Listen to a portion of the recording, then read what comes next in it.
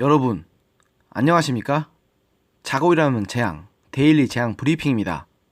여러분의 구독과 좋아요, 그리고 공유가 여러분의 주변을 바꿀 수 있습니다.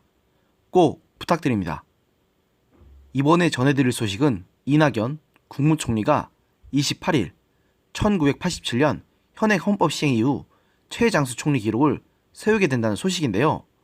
27일 총리실에 따르면 이 총리는 오는 28일부로 재임 881일을 맞이하며 직전 최장수 총리인 김황식 전 국무총리의 재임 기록을 뛰어넘게 된다고 합니다. 이 총리는 2017년 5월 10일 문재인 정부의 초대 국무총리 후보자로 지명돼 국회 인사청문회를 거쳐 5월 31일 임기를 시작했는데요. 당시 문 대통령은 이 총리를 지명하면서 의정활동을 하는 동안 온화하고 합리적으로 처신하신 분이다. 협치행정, 탕평인사의 신호탄이 될 것으로 기대한다고 밝힌 바 있습니다.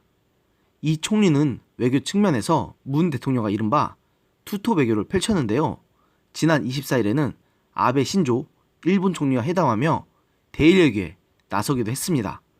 지난 10월 대법원의 강제징용 배상 판결 이후 1년여 만에 양국 최고위급 대화로 강제징용 문제에서 이견을 확인한 자리였지만 언론인 시절 도쿄 특파원, 한일의원 연맹 수석 부회장을 지낸 지일파 정치인으로 꽉 막힌 대화에 물꼬를 텄다는 평가를 받았습니다.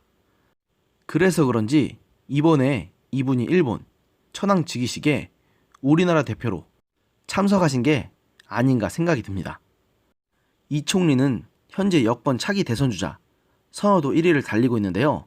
한국갤럽이 지난 1일부터 이틀간 전국 성인 1,004명에게 차기 정치 지도자로 누가 가장 좋다고 생각하는지를 묻는 결과 이 총리는 22%로 황교안 자유한국당 대표, 홍준표 전 자유한국당 대표, 심상정 정의당 대표 같은 여타 대권 주자들을 모두 제치고 가장 높은 지지율을 얻었습니다.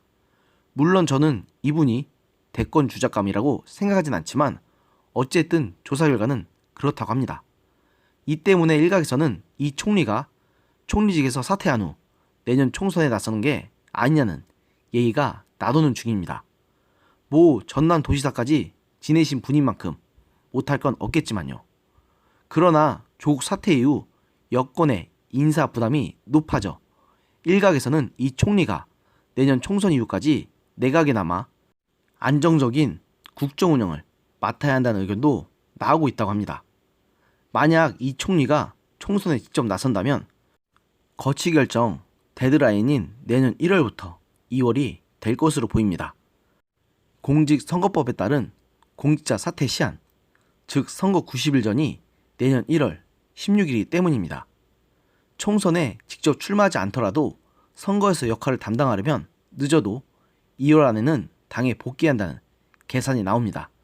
하지만 솔직히 말해서 저는 이 총리가 어째서 지금 대권주자 순위 1위를 달리고 계신지를 이해하지 못하겠네요.